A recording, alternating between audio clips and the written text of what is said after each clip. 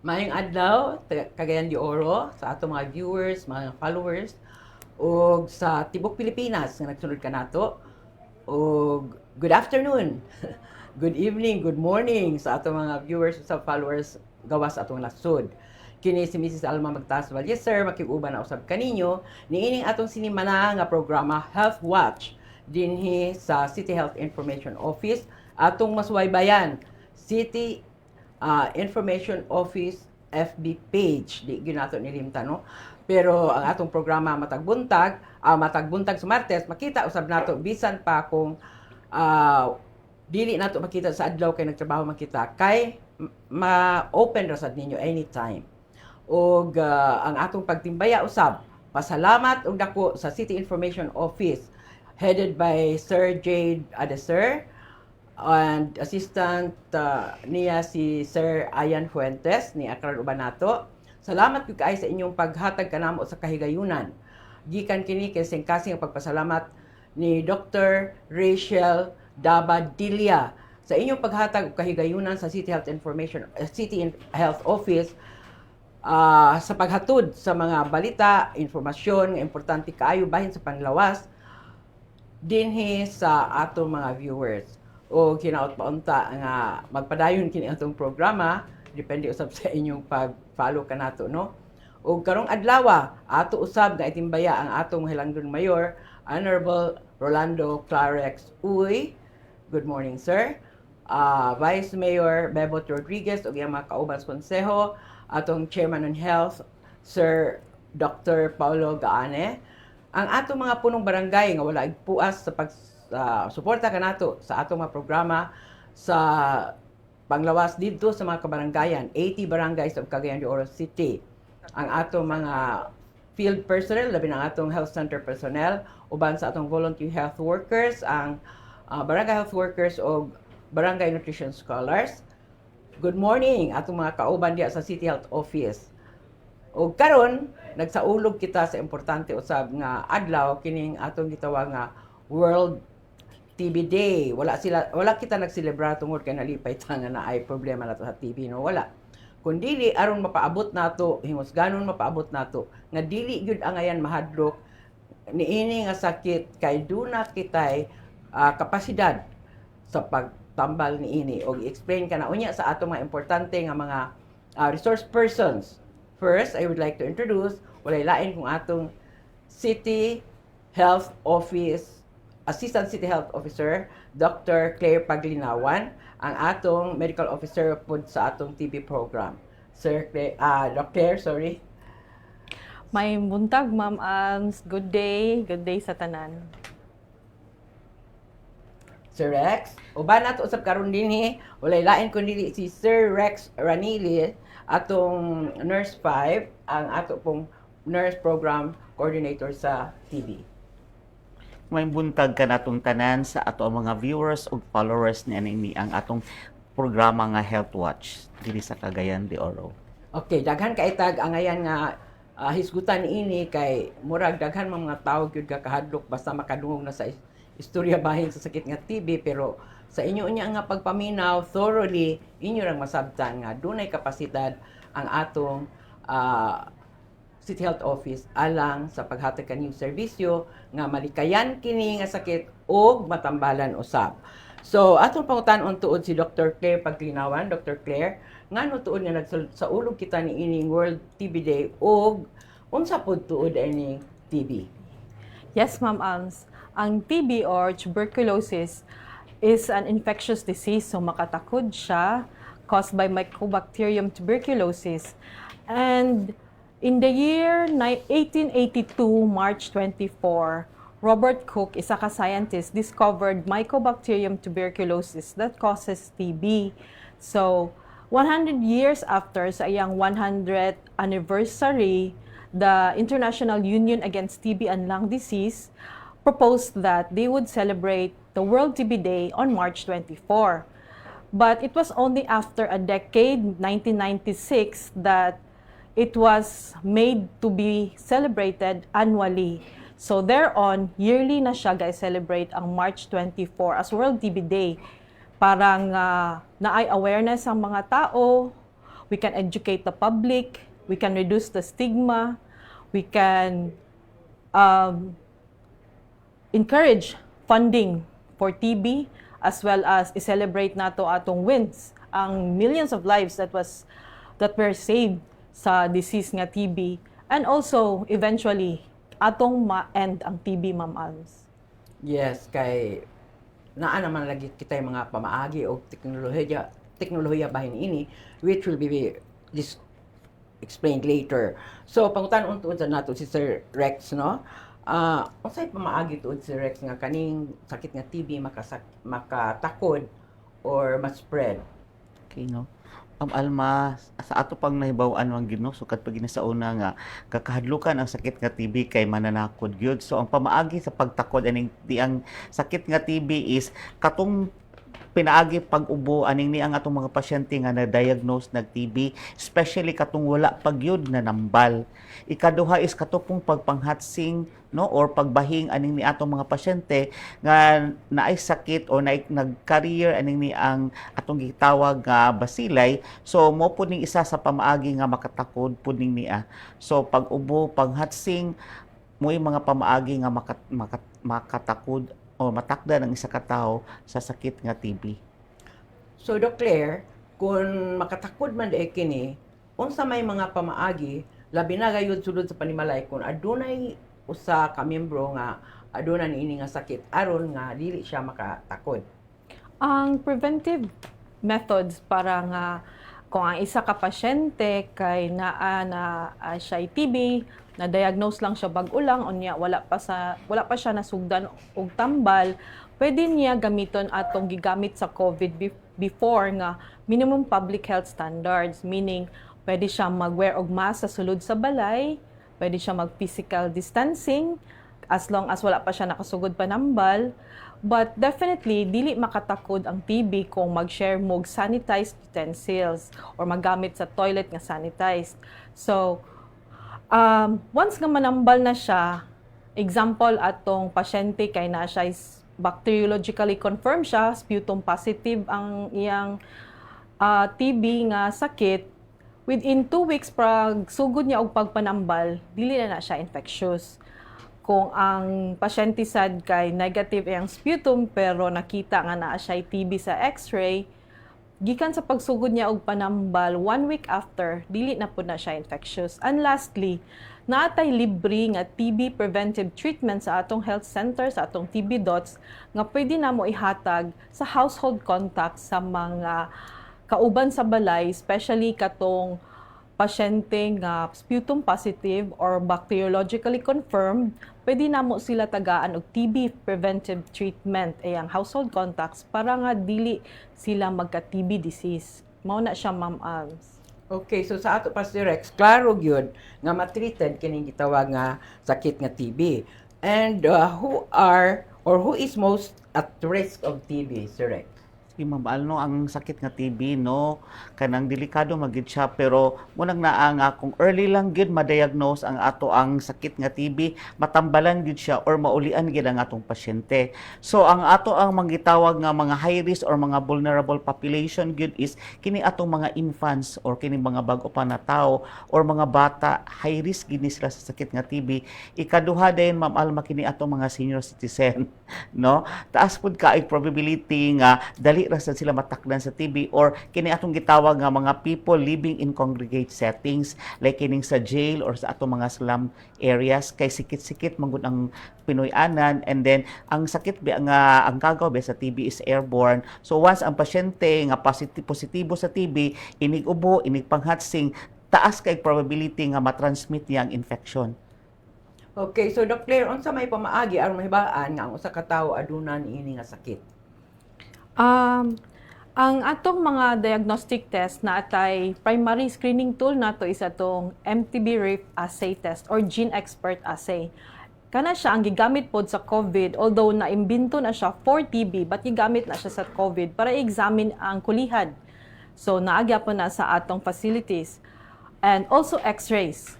Pwede pod nato makita nga naay TB through X-ray. Kay daghan among pasyente nga wala sila symptoms, wala sila gibati, pero pag X-ray kay mag-apply og trabaho nakita nga naay possibility nga naay TB. And atong older nga method which is the DSSM, direct sputum smear microscopy, or atong sputum exam, isasad na siya. But we usually use katong Gene Expert, ang mga bag-o, and X-ray. There are also TB nga, because ang TB, wala, nakalimot kong mention ganina, commonly found sa lungs, pero it can also be found in other organs. Example, na siya sa gastrointestinal tract, or nasa tiyan, sa brain, sa bones, sa joints. Pwede na siya ma-diagnose through ultrasound or CT scan or other diagnostic test. And aside na katong na-mention ni Sir Rex kaganina, high risk pod gihapon ang mga smokers, diabetics, katong mga immunocompromised individuals nga like na leukemia, or katong nagpuyo ka sa balay nga naay more than one ka tao nga naay TB nga wala pa natambalan, high risk pod na sila, Ma'am Alms. So Sir Rex, unsa man kadugayon tuod ang pagtambal ining TB ug unsa puy mahitabo sa tao nga nagsugdan na siya pagtambal pero wala siya motiwas? Ma'am Al, no, taas-taas gid ang ato ang kanang regimen anini ang atong pagpanambal sa sakit nga TB, no. Pinakaubos gid Ma'am Alma is 6 months. No, 6 months mo ni ang kanang atong bang pasyente gid bitaw murag giluod na sila ininom sa tambal tungod sa kadugay na gid kayo, no. 6 months ka mag-take anang naa.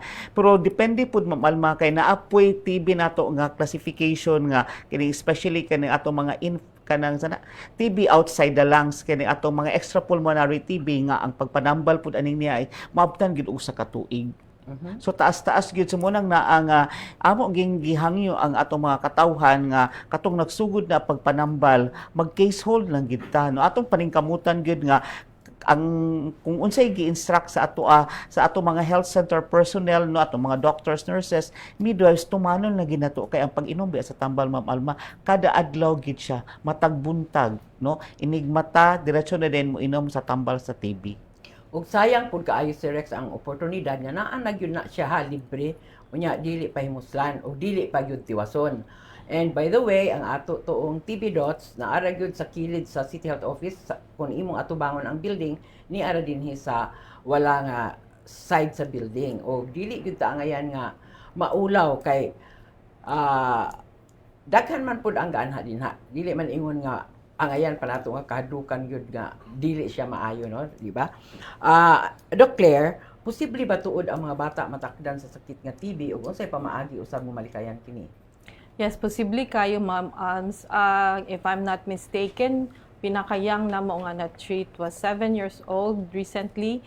And unsaon para malikayan ang matakdan ang TB, especially ang mga bata sa balay. So mao to ang mong na-mention kaganina nga mas maayo gyud kung naay gabation magpa-check up gyud diretso, kay the more nga ang isa ka tawo nga naay TB nga wala siya natambalan, the more nga pwede siya makatakod.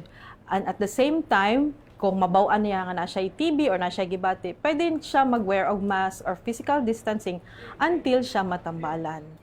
So mao na siya, Ma'am Alms. So atong klarohon pod si Rex, di ba, libre man ang atong Yes, Ma'am tambal. Alma. So dili gyud mo ang ngayon mabalaka nga wala mo'y ikabayad kay libre gyud kana siya.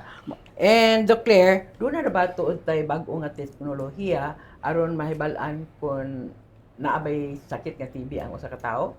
Yes, naa na tayong mga bag-o nga technology. In fact, ang GeneX, it has been around for mga 10 years already, pero bago na siya compared sa katong karaan nga sputum exam lang. Ang GeneX is fast na iyang result. Within the day, na siya result. And it has higher sensitivity and specificity compared sa sputum exam. At the same time, na ay mga developing technologies for TB. Example sa iyang diagnosis, na po'y available diri sa Cagayan, although sa private pa siya makita ang blood test nga atong gitawag nga IGRA or gold quantiferon test, but sa private pa na siya available and medyo pricey or mahal pa sad siya. But makita na sa blood test nga kung naa siya TB infection. Pero nanapod sila gi-develop nga CRISPR nga blood test, pero wala pa, dili pa available sa Philippines nga mas higher iyang sensitivity, mas makakita siya og active TB disease. And naapod mga AI, kay uso naman ang AI karon, AI-powered chest x-rays nga they don't have to wait for the reading sa radiologist. So pwede na siya mas paspas ang reading sa TB kay AI man siya. And at the same time, naasay treatment. Atong treatment are shorter regimens katong na-mention ni Sir Rex ganina. We have the 4 months na lang ang regimen sa children. Sa adults, 6 months pa top, but maybe within this year or next year, nanatay 6 months for drug-susceptible TB. For drug-resistant TB, nanatay 6 months gihapon. Shorter na gid siya kung mo-qualify ang isa ka pasyente. At the same time, there are vaccines being developed. Kaya ang atong BCG vaccine, which is, mao na siya ang sa TB. As of now, 100 years na siya nato gagamiton. So, kaya develop na nila ang vaccine for adults, kaya ang BCG is for children man, for adults, and vaccines for more long-term immunity for TB. Mao na siya ang mga bag-o karon, Ma'am Ams. So ato yung i-encourage labi na ang mga mama nga makabantay sa ilang mga anak or members pamilya nga magbalik-balik og ubo, ayaw gyud mo og panuko pag adto sa health center. Kaya again, wala may bayad. At least the earlier, the better. Kung simbako, aduna gyud ni anak nga sakit nga ma-detect. And by the way, Sir Rex, aduna ba yung mga kaning gitawag o lifestyle factors nga maka-influence sa TB risk? Ay, Ma'am Alman mo, kung yung lifestyle siguro, kining atong mga bisyo, like kining manigarilyo, or kanang grabe gid kay pag-inom, no, muning isa sa mga probability, Ma'am Al, nga taas ka isa nga tanan nga ang chances nga matakdan gini sila kay makompromise og kato po atong mga malnourished gid nga mga bata kay makompromise magud ang ilang immune system. So Ma'am Alma, balikon ko no, ang ato ang kanang pagpanambal sa TB libre ang ato ang diagnostic procedures kay naa nata sa atong laboratory sa City Health Office, naputay laboratory sa Carmen Health Center, sa Nazareth Health Center ug sa Lapasan Health Center. Free ang ato ang kanang gene expert examination diha, and then kung dili magay kato atong standard nga katong direct smear sputomicroscopy, naagid gyapon anang naa nga mga health centers libre. So wala na girason nga atong mga pasyente nga naay mga simptomas sa TB nga dili gid na sila magpakonsulta or dili na to matambalan kay mo gina among isa sa gi-aim sa TB program nga ang kanang zero out of pocket expense kay libre gid ang atong pagpanambal for 6 months, no. So once ang pasyente na diagnose nga TB, naa nami gi-allocate ana nga tambal nga 6 months, Ma'am Alma. Iya na ginang naa, dili na namon na pwedeng ay hatag pa sa uban kay iya gina kay para dili gid siya kanang mapalta ang iyang pagpanambal within 6 months. Continuous gid ta. So walay rason nga dili walay matuwas rason ang nga iyang dili siya matambalan. Okay, kay Ang amo lang gid, Ma'am importante ang Alma, is mo-cooperate lang gid ang pasyente. importante gyud ang complete treatment. Oo. So Doc Claire, how can stigma or kanang kahadlok bitaw against TB patients be reduced in the community or maminusan nga di na ang komunidad murabag mataranta mahadlok ha si kuan gi TB? Yes, Ma'am. So number one yun is awareness kaniyatong number one kaniyatong kabuhaton nga atong ga-educate ang public. So together with you sa inyong unit sa Health Education Promotion Unit, permi mangyud ta ga-conduct og mga classes sa komunidad FAP classes para i-educate nato ang all about TB nga kinahanglan magpakonsulta gyud kung naay gabation para nga malikayan nato nga makatakod. At the same time, atong gagamiton ang quad media, social media, print para nga maabot nato radio, maabot nato ang katong halos tanan nga mga tao for awareness sa TB. Mao tong gi-mention ni Sir Rex kaganina nga mas maayo makita nato tanan gi-TB para matambalan o para ma-end nato ang TB.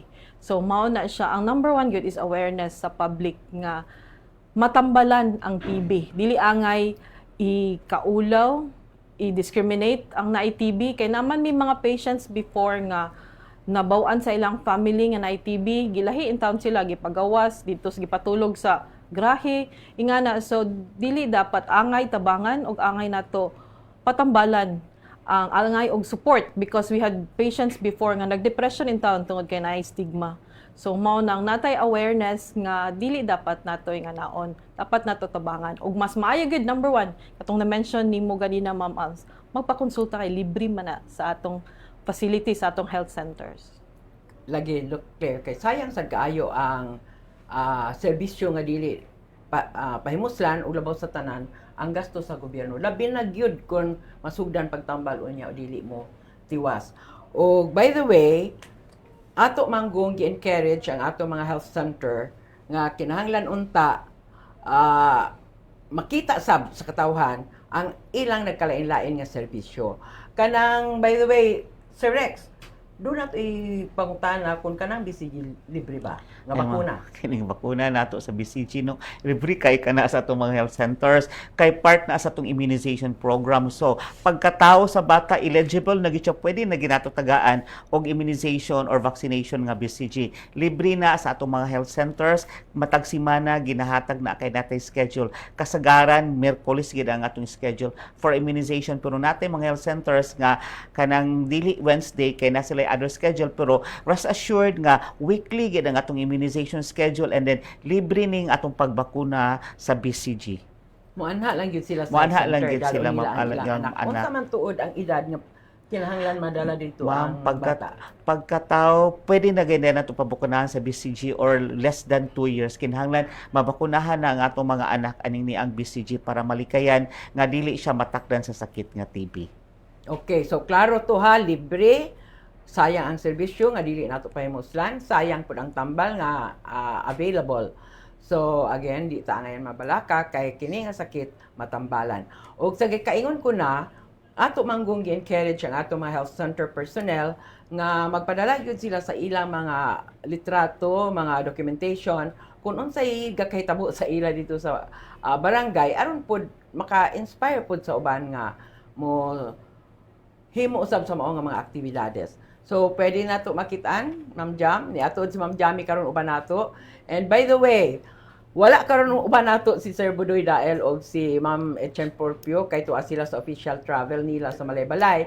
Hello, Ma'am Norayan Caridad, kumusta? So ang ato makita karon diha, Family Health Advocacy Partners Class kini gihimo sa Barangay Consolacion. Salamat punong barangay sa Barangay Consolacion o atong kagawad on health diha sa kanunay ninyo pagsuporta sa mao nga aktibidad.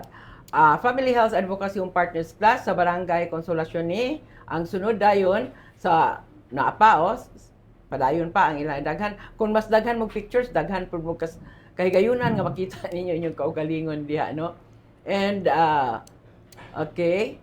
Then another Family Health Advocacy Partners Class ang gihimo dito last week dito sa Barangay Bayabas. Dito gani kita uban usab ni Ma'am Jean Ibarat. So thank you punong barangay sa Barangay Bayabas sa inyong kanunay again pagsuporta o kanang inyong makita karon diha ang atong physical therapist si Sir Mark Montemayor nga ga-demonstrate siya og unsaon basic, very basic lang kanang naay magproblema sa kanang stiff neck o gamayng sakit sa ulo. Pero encourage ka po nato nga magpa-consulta gyud sa doktor. Ato mga gwapa diha nga mga health personnel sa Barangay Bayabas, smiling sila kay nakabisita ta. And of course, kini ginahimo at least gi-encourage nato sila to conduct FAP class quarterly at least once every quarter or even more. Kay diha man gud sa Family Health Advocacy Partners Class, makita nila ang kadaghan nga mga or madunggan mahibalaan ang kadaghang informasyon nga ngayon pag tun-an sa matag tawo labi na kanang gitawag nato nga 7 priority areas sa universal health care. Kini usab lain usad kini nga Family Health Advocacy Partners Class dito sa Barangay Lumbia. Congratulations and thank you punong barangay sa Lumbia. Murag estudyante ko man siguro ni sa college si Kapitan Turalba. And padayon ang atong pagkampanya nga himuon gid kini sa matag barangay aron maminusan usab ang kahigayunan nga makakuha sa sakit nga pwede ra unta malikayan kung aduna pa sila kahibalo kung unsaon paglikay. Another kaning Family Health Advocacy Partners Class nga gihimo dito sa Barangay Bulwa. Thank you atong kapitan putong barangay din ha ug sa atong Chairman on Health. Thank you. Tanawa, makita ninyo bisag mga bata dadun nila walay sa payana, badala nila ilang mga anak kay lisod sad ibilin na nila nga may bantay sa ilang bata. Kato ganina si Ma'am Rowena Yu ang ato ng partner sa una pang panahon sa atong pagkandak sa Family Health Advocacy on Partners class. Kani lain na pod si Ma'am Rowena dito siya sa Barangay Carmen o sa Barangay Makanhan. Si Ma'am Rowena retire na as HEPO pero nagpadayon siya as BHW consultant. Lain na usab ni apagyodo Buntis Day celebration in collaboration with POGS, Philippine Obstetrician and Gynecological Society of Northern Mindanao sa Barangay Mambuaya. Dito kini nila gibuhat, no? So congratulations sa inyong paghimo sa maong activities o kini bahin kini sa pagselebra sa Buntis Day. Naapatay uban nga mga photos. Naghimo day pod kita sa launching nato sa March Healthy Summer. Naatay mga contest sa poster making, sa ilang video production ug uban pa. O walay lain nga naghatag sa iyang mahinungdanon nga mensahe kundi ang ato mismo nga City Health Officer Dr. Rachel Dabadilla. Mao kini sila ang naghawid sa ilang mga premyo nga gikan gyud sa Department of Health. Salamat Dr. Henry Legaspe Jr. ang atong director dinha. Then kani kauban na ni ang sa mga judges og kining tanan mga winners na. Ni apoy 500 target of nocturnal blood examination of filariasis at Barangay Tignapuluan. So ila gid intaw ning paningkamutan gihatagan og panahon kay gabi man ni Sir Rex, no? Oo, mga alas 8 gina sa gabi Para sa filariasis. Oo. Naatay makita usahay nga mga pasyente sa filariasis pero inig interview wala nila makuha din sa Cagayan. Gikan ay sila sa lain nga probinsya, nagbalhin sila puyo sa Cagayan. But it does not mean nga dili sila tabangan. Muhatag gihapon og panahon ang City Health Office sa pag-atiman kanila. And Committee on Health Council meeting on playbooks kaning atong gipahimuan og resolusyon. Og salamat kaayo kagawad Paulo Gaane, atong aktibo nga chairman on health sa imong kanunay pagsuporta kay dako gyud ni ikatabang kini mga playbooks giya kini or guide like parihara lugar sa manual nga mugiya sab kanato kung unsay ang ngayon nga pagabuhaton labi na ni ining ato ra na unyang pagahisgutan in the future kung unsa ning mga playbooks nga padayuno na usab nato nga pagahimuon sa City Health Office pinaagi sa nagkalain-lain nga aktibidades. So, maunay Sir Rex, ang imo na ning Pilihan. Muna ang atong CDO, CHO, TB. Sundown. Unsay po pasabot suod Sir Rex sa CDO, CHO, TB. Sundown? Wow, kaning Sundown magud is open gyapon lang ato ang TB.center, no, nga kanang ni subang na ang adlaw. So late night na pagid gihapon ta. Sa ato pa bisan ang mga services ang mga empleyado nga gusto makabisita sa atong TB. After office hour naagyagid sila kay gayunan nga maatimanan dito. Yes, tinuod na Ma'am Alma, no? So, kani atong mga nangagtrabaho or kining atong mga pasyente nga dili makalugar pagkuha sa ilang tambal during kanang 8 to 5, so after 5 na pagid gyapon available pagid gyapon atong services diya sa atong TB. Sundown Clinic. Okay. So alang sa ilang panapos nga mensahe, Sir Rex, unsay atong hatag nga mensahe sa atong mga viewers? Ma'am Alma, no, ang importante lang yun, Ma'am Alma, is ma-aware ang tao sa komunidad kung unsa gid ang TB, unsa ang simptomas sa TB, unsa ang pagpamaagi sa pagpanambal, unsa kadugaya ang pagtambal o unsaon pag-inom ang tambal, kay para pud usaon nga dili or malikayan nga dili matakdan ang iyang kauban sa panimalay, kay para ma-lessen ang stigma. So morning ni ang atong gibuhat, no, in kanang part sa atong celebration sa atong World TB Day, isa ni sa atong gibuhat nga TB awareness o karong hapon Ma'am Alma natay gahimuon nga programa dito sa Makasandi Covered Court no part ni sa atong awareness program. So naatay activity dito kay para ma-inform nato ang mga katawhan kung unsa ang simptomas sa TB, unsa ang pamaagi sa TB, unsa nga pamaagi nga malikayan nga dili kita matakdan sa TB. Ug kini pod ang atong isa pod nga pamaagi karon nga kung naay membro sa pamilya karon nga nanambal na sa TB, unsa pod ang pamaagi nga dili matakdan ang iyang mga kauban sa panimalay mo ni atong gitawag nga TB preventive treatment, no? So morning ni part ni sa atong awareness program kay sa agi kaingon ko na dako kay kanang isa sa mga contributory factor nga nganong napagid gyapon ang sakit nga TB hangtod karon dugay na magid kini Ma'am Alma. Pwede pagid kakawala kay tungod aning ni ang stigma nga naka-attach aning ni nga specific nga sakit, no? Kana lang. Yes, o katong gihisgutan ni Sir Rex, mao ni gwapo-gwapa ni agad sila ni Dr. Claire o siya mismo para karong hapon sa Makasandi. Yes, Ma'am Alma, mo ni atong team. Yes, Pilipinas can. Pilipinas #NTB. NTB. Oo. Kung kita tanan magtimbayayong ang tanan. Oo. So, alang sa iyang panapos usab nga mensahe, Dr. Claire Paglinawan. Thank you, Ma'am Alms. So, katulang, kung naay gabation chronic cough, mga 2 weeks nga ubo with or without fever, weight loss, night sweats, you can avail ang free services sa health centers nato for check-up, kay naasad dayon tay mga diagnostic test nga GeneX, as well as X-ray sa atong CHO. And if you have any questions na may hotline namo sa TB Dots, that's 0915-726-5070. Again, 0915-726-5070. Yes, Cagayan de Oro can #NTB. Thank you. Okay, so daghan gyud kayong salamat Dr. Claire Paglinawan o Sir Rex Ranile sa inyong presensya. Kay sure ko daghan ang nagtan-aw karon o dili lang kay katong na ay TB, kundi bisan ang walay TB, makatabang yun sila pag pahibalo sa miyembro sa panimalay, sa ilang mga silingan, mga friends, aron nga ma-multiply ang atong information dissemination. O dinhira kay takutob, again, sa ngalan ni Dr. Rachel Dabadilla, kami dako ang mong pagpasalamat sa City Information Office, Sir Jade Adiser, Sir Ian Fuentes, sa inyong paghatag kanamo kahigayunan at kung unsa ang atong mga aktibidades, mga programa sa panglawas nga gihinahimo sa City Health Office. Thank you very much.